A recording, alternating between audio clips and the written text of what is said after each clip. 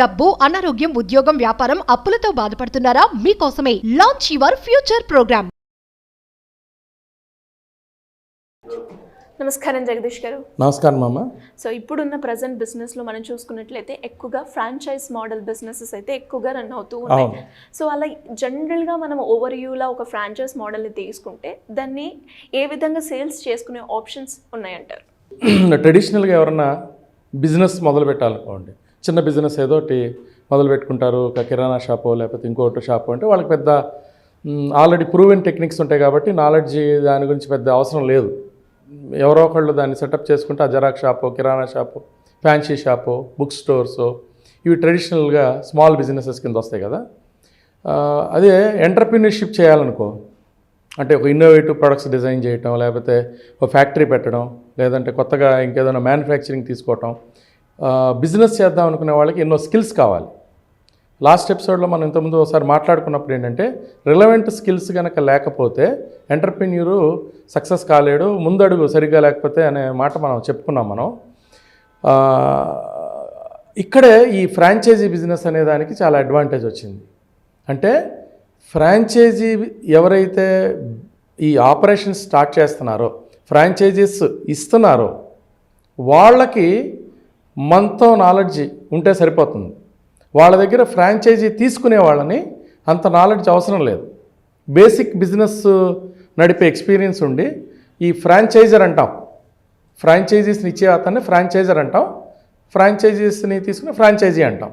So ఫ్రాంచైజర్కి మంచి కనుక knowledge ఉండి, వాళ్ళకి మంచి కన్సల్టెంట్స్ ఉండి, వాళ్ళ దగ్గర కనుక మంచి బ్యాక్గ్రౌండ్ కనుక ఉంటే అప్పుడు అలాంటి ఫ్రాంచైజర్ని నమ్ముకున్న ఫ్రాంచైజీస్ చాలా చక్కగా సక్సెస్ కాగలుగుతారు. సో ఇప్పుడు మనకు ఈరోజు బిర్యానీ ఫ్రాంచైజెస్ వచ్చినాయి, తర్వాత టీక్ మీద ఫ్రాంచైజీ వచ్చినాయి చాలా. అసలు ఇవాళ ఏ చైన్ షాప్ తీసుకున్నా కూడాను మీకు మోస్ట్ ఆఫ్ ద బిజినెస్ అన్ని కూడాను పెద్ద పెద్ద ఇంటర్నేషనల్ బ్రాండ్స్ దగ్గర నుంచి ఇప్పుడు లోకల్ బ్రాండ్స్ వరకు ఫ్రాంచైజీస్లోనే మనకి ఎక్కువగా వస్తున్నాయి. ఓకే, ఇప్పుడు మనం ఫ్రాంచైజీ తీసుకునే వాళ్ళకి ఇందాక మనం చెప్పినట్టు వాళ్ళే స్కిల్స్ లేవనుకుని చెప్పుకున్నాం కాబట్టి దాని మీద మనం కొంచెం తక్కువ మాట్లాడదాం.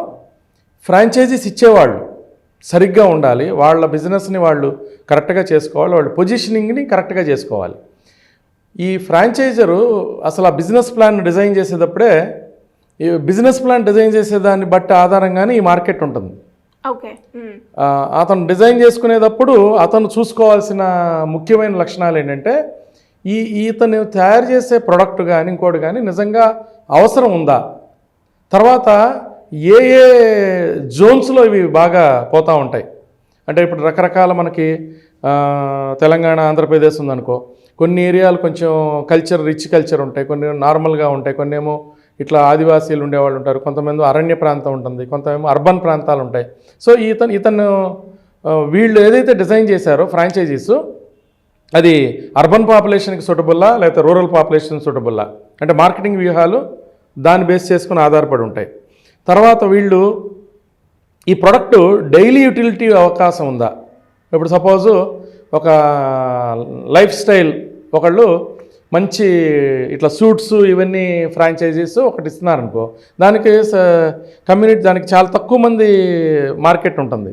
అంటే హై ప్రొఫైల్ పీపుల్ ఉంటారు, చాలా తక్కువ మార్కెట్ ఉంటుంది. అది కొన్ని ఏరియాలోనే, అంటే ఒక కాస్ట్లీయెస్ట్ ఏరియాస్లోనే పెడితేనే ఆ ఫ్రాంచైజీకి ఉపయోగం ఉంటుంది. చాలా కొంచెం middle class and lower middle class లేకపోతే బస్తీల్లో పెడితే కొన్ని ఫ్రాంచైజీస్ నడవు.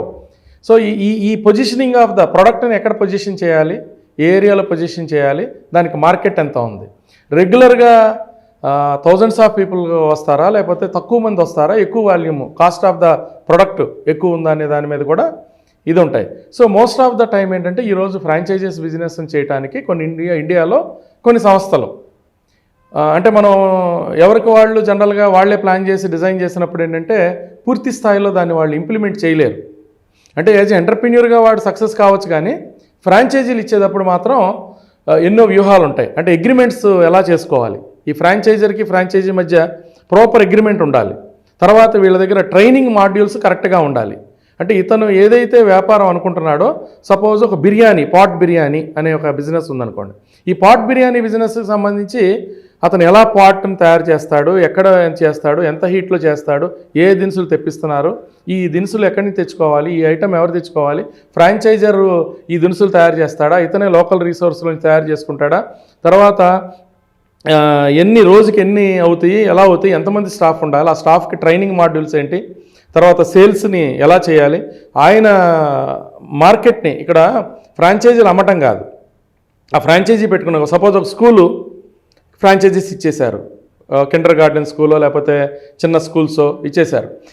ఈ స్కూల్స్కి అడ్మిషన్స్ హెల్ప్ వీళ్ళు చేస్తారా, అడ్మిషన్స్ని వాళ్ళే తెచ్చుకోవాలా, సో దాన్ని మార్కెటింగ్ వ్యూహాలు ఎలా ఉన్నారు అనే క్లారిటీ మీద కూడా ఈ ఫ్రాంచైజీస్ తీసుకునే వాళ్ళు ఇంట్రెస్ట్ చూపిస్తారు. చాలా చోట్ల నేను చూసింది ఏంటంటే కస్టమర్ సపోర్ట్ కూడా, కస్టమర్స్ని ఇచ్చేదానిలో కూడా ఫ్రాంచైజర్ కనుక హెల్ప్ చేస్తూ ఉంటే అవి ఎక్కువగా పోతున్నాయి.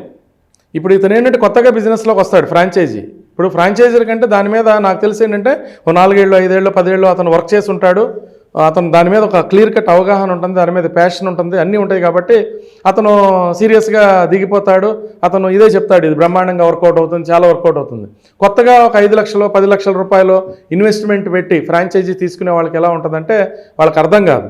ఓకే, ఇప్పుడు సరైన ఫ్రాంచైజీ వ్యూహాలు ఎలా ఉంటాయంటే ప్రైస్ ఆఫ్ ది ఎంత 5 lakhs ఛార్జ్ చేస్తున్నాడా, 10 lakhs ఛార్జ్ చేస్తున్నాడా, 20 lakhs ఛార్జ్ చేస్తున్నాడా. మార్కెటింగ్ ఏంటంటే తక్కువ, ఇవాళ ఏంటంటే ఒక 5 లక్షల రూపాయలు రేంజ్లో ఫ్రాంచైజీలు కనుక ఎవరన్నా ఇస్తూ ఉంటే అవి చాలా బాగా ఎక్కువ మంది పెట్టుకునే అవకాశాలు ఉన్నాయి. అదే మనకి 20 లక్షలు 30 లక్షలు 50 లక్షలు కోటి రూపాయలు అంటే అది కొంచెం హై బడ్జెట్ ఉంటుంది, అది చాలా తక్కువ మందే తీసుకోగలరు. డెఫినెట్గా కోటి రూపాయల రేంజ్లో ఎవరైనా ఫ్రాంచైజీ ఇస్తున్నారంటే ఆ ప్రొడక్ట్స్ కూడా కొంచెం కాస్ట్లీ ప్రొడక్ట్స్ అయి ఉంటాయి, మార్కెట్ కూడా కొంచెం దానికి డిఫరెంట్ మార్కెటే ఉంటుంది కాబట్టి. ఓకే, ఇప్పుడు ఫ్రాంచైజీ ఇచ్చే వాళ్ళకి నేను ఇచ్చే సూచనలు ఏంటంటే ఇనీషియల్గా కనుక వాళ్ళు ఈ ఫ్రాంచైజీ బిజినెస్లో కొత్తగా కనుక వస్తూ ఉంటే ఎక్కువ రేటుని పెట్టకుండా కొంచెం లో కాస్ట్లో 5 to 10 lakhs రేంజ్లో వాళ్ళు ఫ్రాంచైజీస్ని డిజైన్ చేసుకుంటే ఎక్కువ మంది అఫోర్డబిలిటీ ఉంటుంది. ఇప్పుడు నేను ఈ మధ్య ఒకళ్ళకి సజెస్ట్ చేస్తున్నాను, రోటీ మేకర్ వాళ్ళు మిషన్స్ తెస్తున్నారు. ఈ రోటీ మేకర్స్ని రోటీలు తయారు చేసే మిషన్లు పెట్టుకోవడానికి వాళ్ళు ఒక చిన్న ఫ్రాంచైజీ మోడల్ అడిగితే నేను 50,000 to 1 lakhలోనే ఈ రోటీ మేకర్ రొట్టెల్ని కాల్చి, అంటే మిషన్ పెట్టుకున్నాడేమో రొట్టెలు తయారు చేస్తాడు, ఒక 100 మందితో పెట్టిద్దామని ఆ చిన్న తవ్వాలు లాంటి పెట్టేసుకుని వాడు కాల్ చేసేయటం ఇవ్వటం, రా రోటీలు ఇవ్వటం.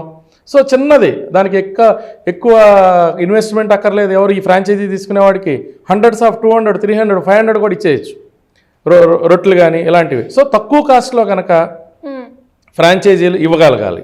సెకండ్, వీళ్ళు ఏం చేయాలంటే ఇంటర్నేషనల్ మీట్స్, బిజినెస్ ఎక్స్పోస్ ఇలాంటి చోట కంపల్సరీగా ప్రజెన్స్ ఫ్రాంచైజర్స్ పార్టిసిపేట్ చేయాలి. సో దట్ వాళ్ళ విజిబిలిటీ మార్కెట్లో ఉంటుంది బిజినెస్ చేసుకోవడానికి. థర్డ్, బిజినెస్ సెమినార్స్ చాలా జరుగుతూ ఉంటాయి, అక్కడ వీళ్ళు స్పీకర్స్గా వెళ్ళగలిగి ఇంకోటి వెళ్ళగలిగి అలాంటి చోటుకి వెళ్ళాలి. ఫోర్త్, మన సుమన్ టీవీ లాంటి ఛానల్ యాక్చువల్లీ బిజినెస్లో మన సుమన్ టీవీ బిజినెస్ అనేది చాలా చక్కగా ఉంది. ఇలాంటి దానిలో కూడా వాళ్ళు ఇంటర్వ్యూస్ కనుక ఇవ్వగలిగి వాళ్ళ ప్రోడక్ట్ని పొజిషనింగ్ కనుక చేసుకోగలిగితే సో మార్కెట్కి లక్షలాది మందికి వాళ్ళ గురించి మార్కెట్లోకి వెళ్తుంది. సో అట్లాగే ప్రాపర్ కన్సల్టెంట్ ద్వారా వీళ్ళు మార్కెట్లోకి వెళ్ళగలిగితే ఆ ప్రాపర్ కన్సల్టెంట్కి ఉన్న నెట్వర్క్ ఉంటుంది కదా, ఆ నెట్వర్క్ ద్వారా కూడా వాళ్ళు మార్కెట్లోకి ఈజీగా పెనట్రేట్ చేయగలుగుతారు. అంటే కొత్త వ్యక్తి ద్వారా వెళ్ళే కన్నా ఆల్రెడీ వీళ్ళని లాంచింగ్ చేసే వ్యక్తులకు ఆల్రెడీ మార్కెట్లో కనుక విజిబిలిటీ ఉండి దాని అకౌంటబిలిటీ దాని వాళ్ళకి ఒక అన్నీ ఉంటే కనుక వాళ్ళు వెళ్ళగలుగుతారు. వీళ్ళే ఓన్ సెమినార్స్ని, అంటే దానికి చక్కగా ఇప్పుడు షీరో హోమ్ ఫుడ్స్ అని మనకి బ్రాండ్ వీళ్ళు వాళ్ళే రెగ్యులర్గా ఓరియంటేషన్ క్లాసెస్ పెడతా ఉంటారు మార్కెట్లో మహిళల కోసం.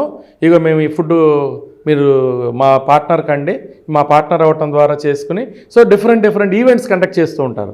So different events, award functions అని ఇంకోటి కండక్ట్ చేస్తున్నప్పుడు ఏమవుతుందంటే దానికి అవుతూ ఉంటారు. తర్వాత సపోజ్ ఉమెన్ రిలేటెడ్ ఫ్రాంచైజీస్గా ఉందనుకోండి, సో ఉమెన్స్ డే లాంటి సెలబ్రేషన్స్, లేకపోతే వాళ్ళకి ఉమెన్స్ కోసం స్పెషల్ ప్రోగ్రామ్స్ డిజైన్ చేసి, సో తర్వాత ఇంకో కొంతమంది చేసేది మార్గం ఎలా చేస్తారంటే self employment courses, EDP courses conduct అవుతూ ఉంటాయి కదా, వీళ్ళే డిజైన్ చేసి గవర్నమెంట్ ఇప్పుడు మనకి ఎంఎస్ఎంఈ కానీ, ఎన్ఐఎంఎస్ఎంఈ కానీ, లేకపోతే స్టేట్ గవర్నమెంట్ ఆర్గనైజేషన్స్ ఉంటాయి, తర్వాత ఎంటర్ప్రీనర్షిప్ డెవలప్మెంట్ ఆర్గనైజేషన్స్ ఉంటాయి. వీళ్ళు ఏంటంటే ఆ ఎంటర్ప్రీనర్షిప్ డెవలప్మెంట్ ఆర్గనైజేషన్స్తో వీళ్ళు కలిసి కో స్పాన్సరింగ్ చేయగలిగితే, ఇప్పుడు ఎవరు ఈవెంట్ చేయరు, డబ్బు ఖర్చు అవుతుంది కదా. ఈ ఫ్రాంచైజర్స్ పని ఏంటంటే ఈ ఆర్గనైజేషన్స్ అప్రోచ్ అయ్యారు, ప్రైవేట్ ఆర్ గవర్నమెంట్, వాళ్ళకి మెంబర్స్ ఉంటారు. ఇప్పుడు ఫ్యాప్సీ ఉంటుంది, ఎఫ్టీసీసీఏ ఉంటుంది, ఇట్లా సిఏ ఉంటుంది, వీళ్ళ దగ్గరికి వెళ్ళిపోవాలి, ఎప్పుడు అప్రోచ్ అయిపోయి వాళ్ళకి హాల్స్ ఉంటాయి, లేదంటే బయట కూడా వాళ్ళు కండక్ట్ చేస్తారు, వాళ్ళకి థౌజండ్స్ ఆఫ్ మెంబర్స్ ఉంటారు కదా, వీళ్ళు ఎప్పుడైతే కలిసి ప్రోగ్రామ్ కండక్ట్ చేస్తారో ఒక ఈడిపి లాంటిదో ఒక సెల్ఫ్ ఎంప్లాయ్మెంట్ కోర్సు కండక్ట్ చేసి దాంతోపాటు దెన్ లాస్ట్లో ఇట్లా మా బిజినెస్ ఆపర్చునిటీ కూడా ఉంది అంటే అక్కడ కూడా చాలామంది కొంతమంది కన్వర్ట్ అవటం, వాళ్ళ మెంబర్స్ చాలామందికి రికమెండ్ చేయటం, ఇలా జరుగుతుంది. ఇలా చాలా దీనిలో ఎన్నో రకాలుగా చేసుకోవచ్చు. మళ్ళీ మీరు దీని మీద అడ్వాన్స్డ్గా మనం మాట్లాడుకుందామంటే మళ్ళీ మోర్ వీడియోస్తో కూడా మనం మన ఆడియన్స్ ముందుకి మనం వెళ్దాం. చాలా పెద్ద సబ్జెక్ట్ అమ్మ ఇది. డెఫినెట్గా sir, great information. Thank you very much. Thank you.